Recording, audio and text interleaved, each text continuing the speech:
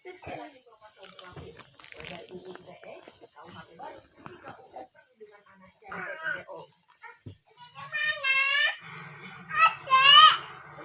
Viral di media sosial, sepeda motor yang dilakukan oleh kawanan pencuri Jakarta.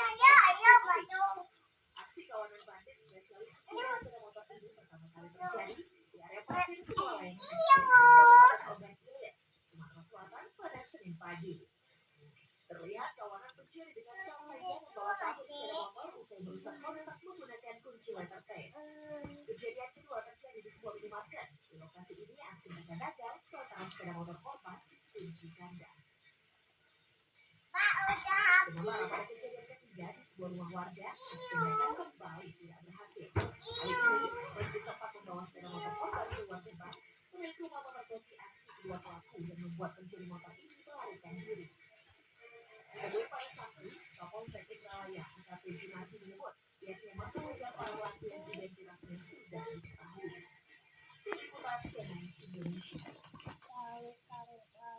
Ke informasi berikutnya, kasus perdagangan bayi yang melibatkan Sindikat Internasional telah dilakukan para tersangka sejak 2023.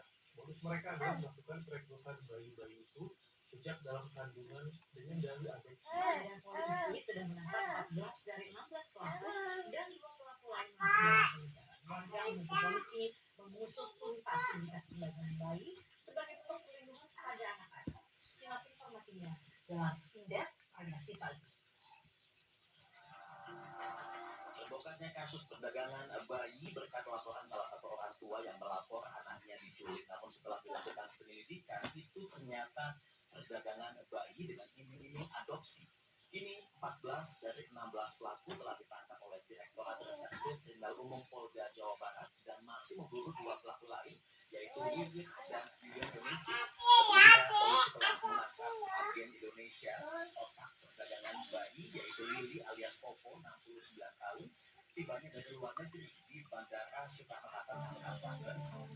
Pelaku diduga berperan sebagai agensi utama dalam jaringan tindak pidana perdagangan orang PPDO yang terlibat dalam perdagangan dan penculikan bayi untuk dijual ke luar negeri.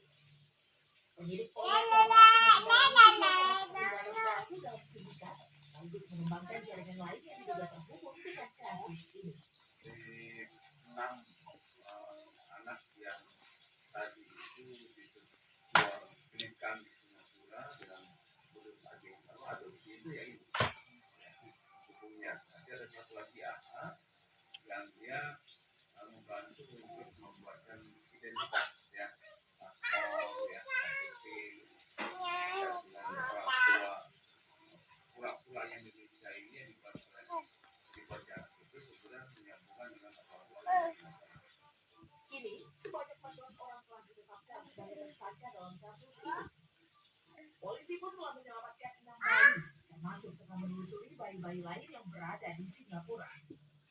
Menurut kuasa hukum keluarga UIN Sunan Gunung Jati Bandung, Ramdhani Wahyu Sili, dalam kasus perdagangan bayi ini banyak aspek hukum yang dilanggar, seperti eksploitasi anak, pemalsuan dokumen, hingga pelanggaran hukum administratif. Menurutnya, prosedur adopsi yang benar memiliki sejumlah mekanisme, antara lain adalah penetapan dari pengadilan, juga syarat-syarat yang harus dipenuhi oleh orang tua angkat seperti ekonomi, moral, hingga kondisi keluarga.